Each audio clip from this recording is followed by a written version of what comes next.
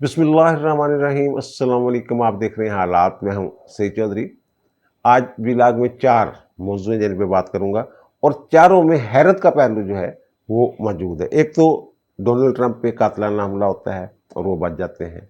दूसरा, तोशाखाना केस में इमरान खान का जिस्मानी रिमांड नैब को दे दिया गया है। अदालत ने 6 दिन का रिमांड दिया, इमरान खान ने जनाब 8 दिन का दे दें। वो 8 दिन का क्यों करवाया उन्होंने? और फिर जो एनी शाहदीन है वो ये कहते हैं कि आज तक इमरान खान इतने फ्रस्ट्रेट कभी नज़र नहीं आए थे जितने वो इस केस की समाअत के दौरान नज़र आए। और फिर सनम जवेद को एक मरतबा फिर रिहाई के बाद गिरफ़्तार कर लिया गया है।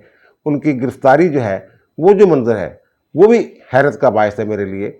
और फिर फैज़ाबाद में एक मरतबा फिर धरना दे दिया गया है। बहरहाल फैज़ाबाद से शुरू कर लेते हैं। तो यहाँ बहुत सारी कन्फ्यूजन फैलाई जा रही है या ये खौफ पाया जा रहा है। नून लीग वाले समझ रहे हैं कि जनाब हमारी हुकूमत के खिलाफ धरना करवा दिया गया है। और धरना किन्होंने करवाया है? उन्होंने जिन्होंने एक मरतबा उठवाया था धरना। और दूसरा, पीटीआई वाले कह रहे हैं जनाब शायद हमारे खिलाफ कोई ऑपरेशन होना है और इस धरने के आड़ में पता नहीं क्या कुछ हो जाना है। ये सारी बातें हैं। और जो वो मुतालबात लेके गए हैं तहरीक लब्बैक वाले, तो वो जनाब मुतालबात जो है, एक तो ये है कि जनाब जो इसराइली वज़ीर-ए-आज़म है नेतन्याहू, उनको दहशतगर्द करार दिया जाए पाकिस्तानी हुकूमत की तरफ से। और दूसरा ये कि ऐसी मल्टीनेशनल कंपनियाँ जिनका ताल्लुक इसराइल से है या उनके मालकान में यहूदी शामिल हैं, उनकी मसनूआत पर पाकिस्तान में पाबंदी आयद की जाए और सरकारी तौर पर की जाए। और तीसरा मुतालबा उनका ये है कि फ़लस्तीनियों की मदद की जाए, अद्वियात भेजी जाए और दीगर इमदाद जो है, खाना शाना ये वो खुराक वगैरह, वो उनको भिजवाई जाए। ये 3 मुतालबात हैं। इस धरने के हवाले से जैसा कि मैंने अर्ज़ किया, हुकूमत और पीटीआई समेत बहुत सारे हलकों में तशवीश पाई जा रही है और सवाल उठाया जा रहा है कि धरना देने की नौबत क्यों पेश आई है, ये किसने दिलवाया है? और फिर इसका जवाब खुद ही वो दे देते हैं, जनाब उन्होंने ही दिलवाया है जो उठवाते हैं, और अब भी उन्होंने दिलवाया है। तो फिर क्यों दिलवाया है? क्या मकासद हो सकते हैं? फ़लस्तीन पे जो हमला हुआ है वो आज की बात थोड़ी है, वो तो कई माह पुरानी बात है, जब से उनकी दहशतगर्दी जारी है इसराइल की। तो ये अब अचानक इनको ये 3 मुतालबात क्यों याद आ गए, क्यों ये मैदान में आ गए? वैसे तो ये लब्बैक वाले जो इसराइली मसनूआत वाला इशू है, ये तो वक्तन फ़वक्तन उठाते रहते हैं कि जनाब हम पैसे देते हैं और ये पैसा जो है ये फ़लस्तीनियों के खिलाफ इस्तेमाल होता है। ये जो धरने दिलवाने और उठवाने के शौकीन इदारे हैं ना, वहाँ जो हमारे ज़राए हैं, जो हुकूमत में हमारे ज़राए हैं, तो वो ये कहते हैं जनाब नहीं।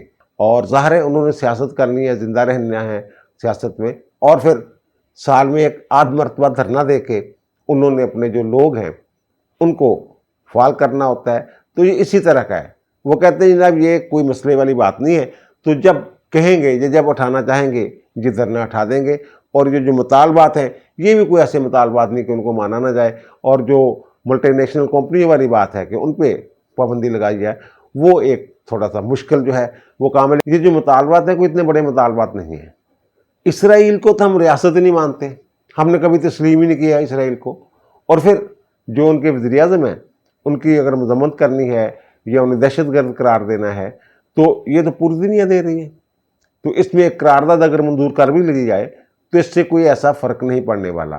और दूसरी एक बात, वो इमदाद वाली जो बात है, वो पहले ही हम इमदाद भेज रहे हैं, मुसलसल भेज रहे हैं उनको।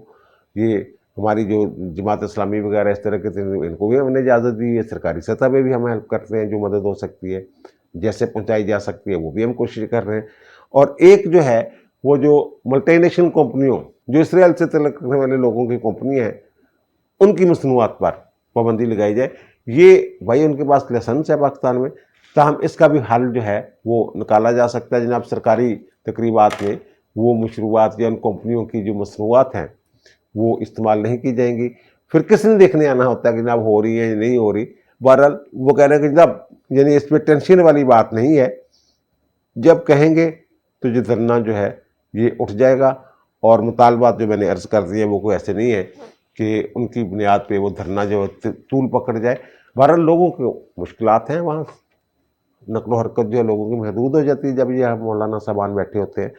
तो इस तरह का ये मामला है। दूसरा ये कि डोनाल्ड ट्रंप पे कातिलाना हमला होता है, वो एक जलसा से खिताब कर रहे होते हैं और वहाँ अचानक जो है یہ فائرنگ ہوتی ہے اور ایک انشاد جو ہے وہ سامنے ہے. انہوں نے میں نے دیکھا ہے بندے کو چھت پہ چڑھتے ہوئے گن لے کے اور وہ کرولنگ کر رہا تھا, تو میں نے سیکورٹی والوں کو بتایا لیکن کسی نے دھیان نہیں دیا. پھر کوئی گولیاں چلنے کی آواز آتی ہے, کوئی 7-8 کے قریب جو ہے وہ گولیاں چلتی ہیں. ایک گولی جو ہے وہ کان پہ لگتی ہے ڈونلڈ ٹرمپ پہ اور وہ کان سے خون بہنا شروع ہو جاتا ہے, وہ نیچے بیٹھ جاتے ہیں.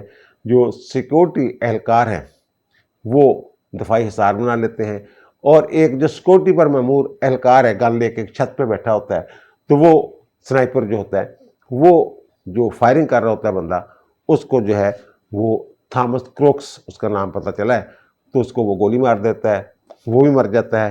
ایک جو ہے وہ ان کا کارکن جو ہے ٹرمپ کا جو جلسے میں موجود تھا وہ مارا جاتا ہے. تو یہ اس طرح کی صورتحال بنی ہے. اب وہاں بھی مسئلہ یہی ہے جو پاکستان میں عمران خان نے کریٹ کیا ہوا تھا. اب وہاں یہ سمجھا جا رہا ہے کہ ڈونلڈ ٹرمپ جو ہے وہ اینٹی اسٹیبلشمنٹ ہے, وہ اسٹیبلشمنٹ کی بات نہیں مان رہے.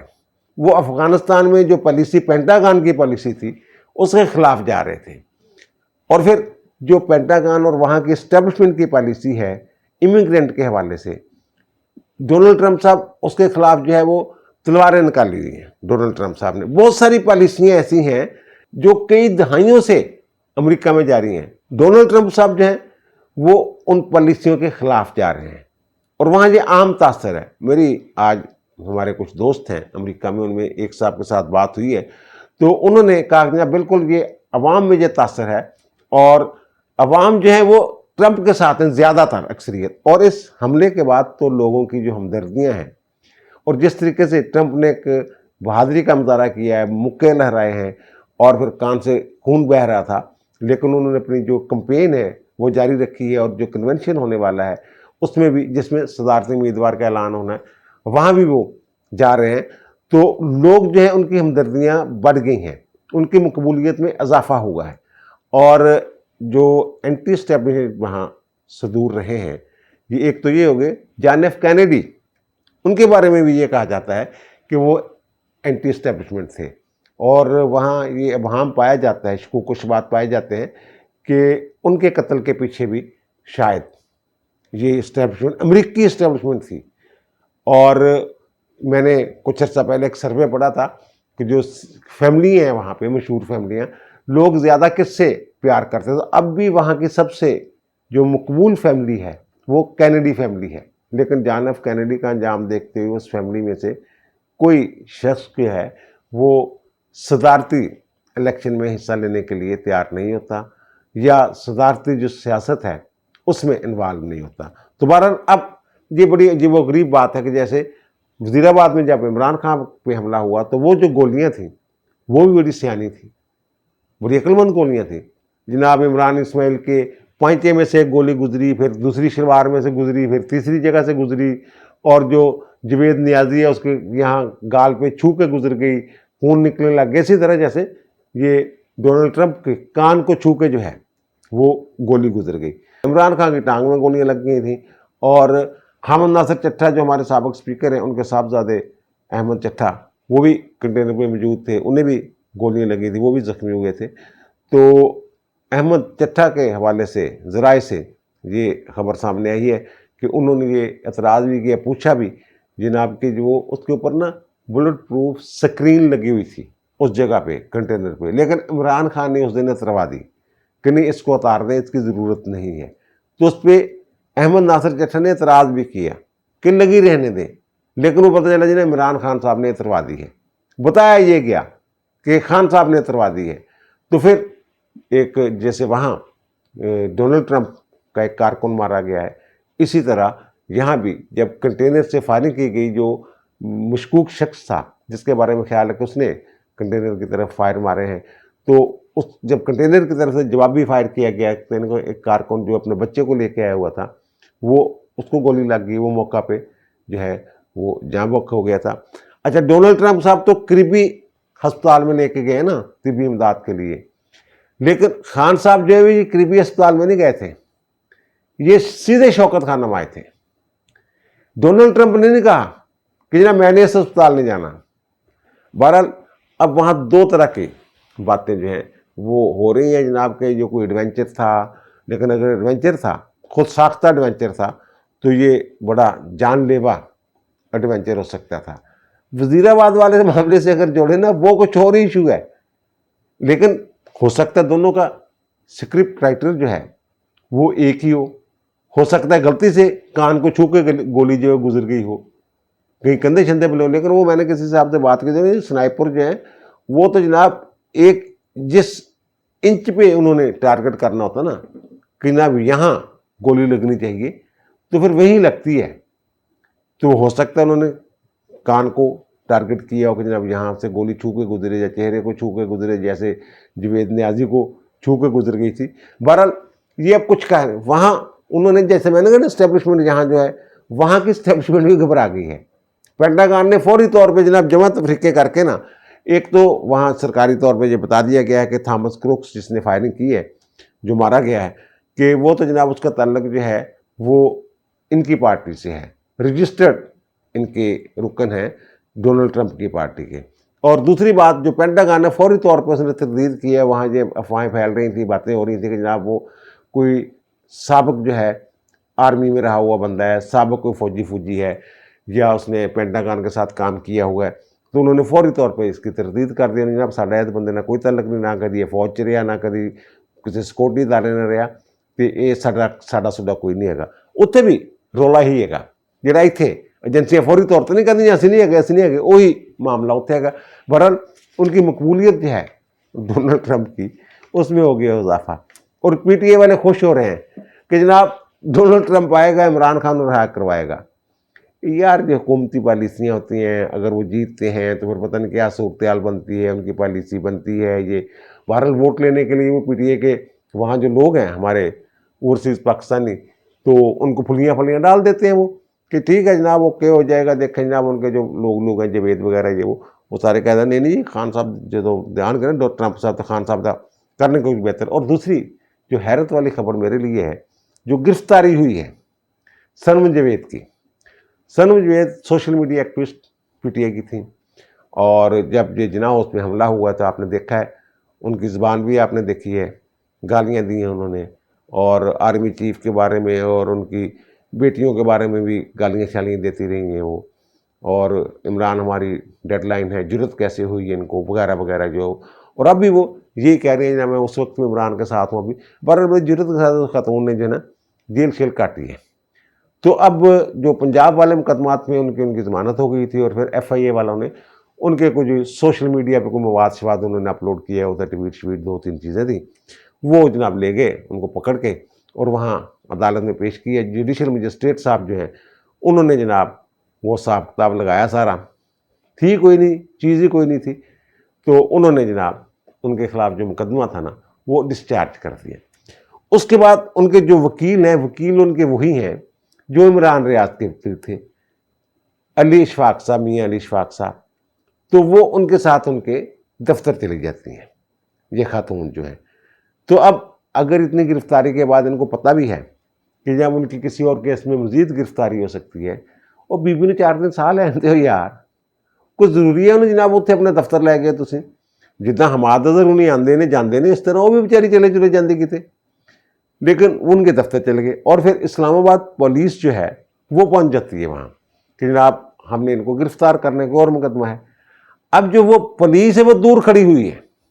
یہ اب ہم آپ کو دکھا بھی رہے ہیں کہ جناب جو میاں صاحب ہیں نا, میاں علی اشفاق صاحب, وہ باہر نکلتے ہیں, اور ساتھ ہی یہ سارے لوگ بھی نکل آتے ہیں. اس کا جو صنم جوید کے والد صاحب بھی ہوتے ہیں, وہ ہمارے فواد چور صاحب کی اہلیہ بھی ہوتی ہیں ہبا, تو وہ جناب وہ سارے لوگ باہر نکلاتے ہیں, اور وہ کہتے ہیں انہوں گرفتار کرنا تسی, ادھر آؤ ادھر آؤ. وہ آوازیں دے کے ان کو پاس بلاتے ہیں, اور پھر ان سے پوچھتے ہیں کہ جناب آپ نے کس مقدمے میں گرفتار کرنا ہے. وہ آئیں بائیں شائیں کرتے ہیں, تو وہ کہتے ہیں ٹھیک ہے کوئی بات نہیں, قانونی تقاضے آپ پورے نہیں کر رہے, لیکن لے جائیں صنم جوید کو, آپ لے جائیں جی جائیں.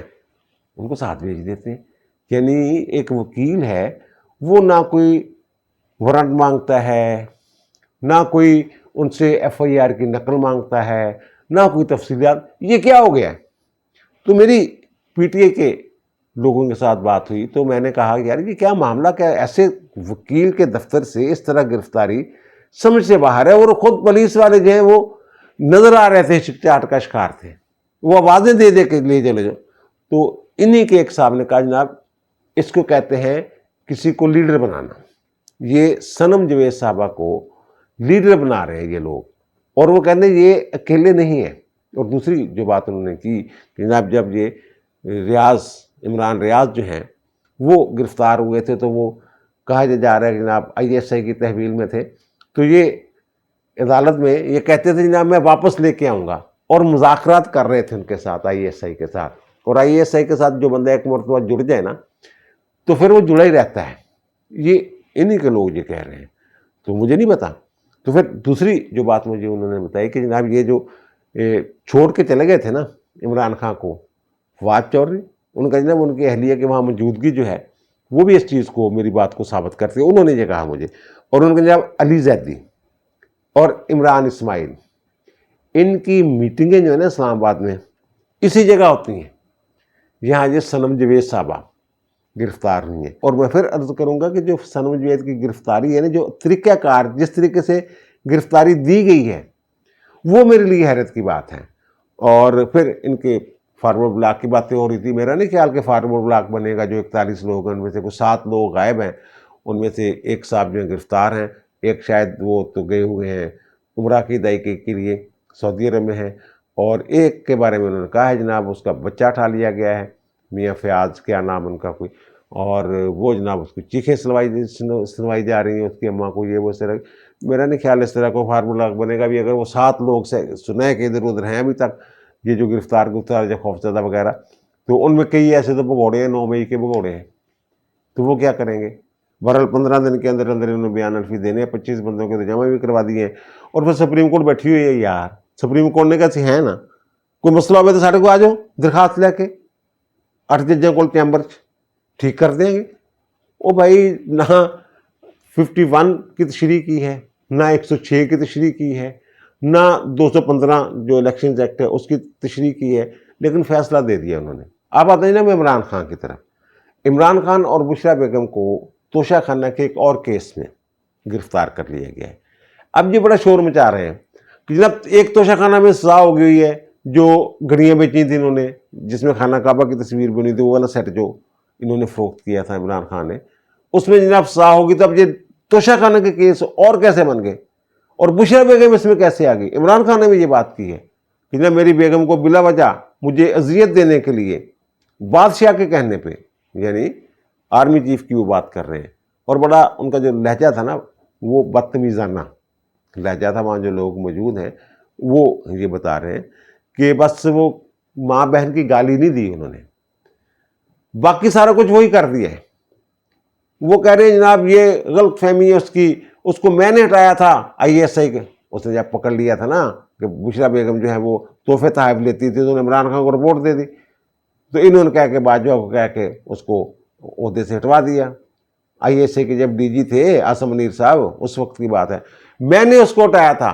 मेरी बेगम ने सिफारिश नहीं की थी उसको हटाने की। मेरी बेगम को जनाब बीवी को बादशाह सलामत टारगेट कर रहे हैं, ये खान साहब कह रहे हैं। और वो फरमा रहे हैं कि मेरी बीवी का तोशा खाना से कुछ लेना देना नहीं है। तो क्या क्यों लेना देना नहीं है। वो जो जुल्फिकारी को फ़ोन कर रही थी और वो लीक हो गई थी ऑडियो उनकी गुफ्तगू, जिसमें वो कुछ अजीबोगरीब लोबो लहजा भी था दोनों का, मुर्शिद वाला, तो उसमें वो कह नहीं रही थी कि खान साहब ने कुछ गड़ियाँ बेची हैं, ये फ़रोख्त करनी है, और ये कह रहे हैं जब मेरी बेगम का कुछ लेना देने नहीं। ये जो सेट है ये भी कल इसमें मैंने भी लॉक किया था, इटली की एक फर्म का ब्रांडेड ये सेट है, और ये भी उन्होंने दिया हुआ है सऊदी हुक्मरानों ने। और किसको दिया, ये खतून को दिया हुआ है जो आपने ओने पौनो दैमो खरीदा है। करोड़ों का माल जो है वो लाखों में लेके हुए हैं आप। ये कह रहे मेरी बीवी का कसूर कोई नहीं, वो तो आपकी था ही आपकी बीवी की मिल्कियत। और दूसरी जो बात मैं कह रहा हूँ, ये कह रहे हैं जनाब ये इकट्ठा केस बनना चाहिए, तोशा खाना के तमाम तोहाइफ का केस इकट्ठा बनना चाहिए। 3 मुकदमे बना दिए, घड़ियों वाला अलग बना दिया है, वो खाना काबा की घड़ी वाला अलग बना दिया है, और ये वाला जो है ये अलग बना दिए। तो ये सुप्रीम कोर्ट इस मामले को सेटल कर चुकी हुई है, इस पर फैसला दे चुकी हुई है।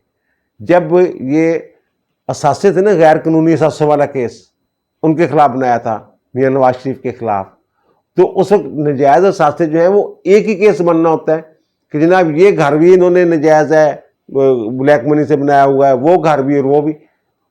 یہ 3 مقدمات انہوں نے بنائے تھے. ایک ایون فیلڈ والا جس میں سب سے پہلے سزا ہوئی تھی، پھر گلف اسٹیل والا ایک کیس تھا، پھر فلیگ شپ والا، 3 کیس.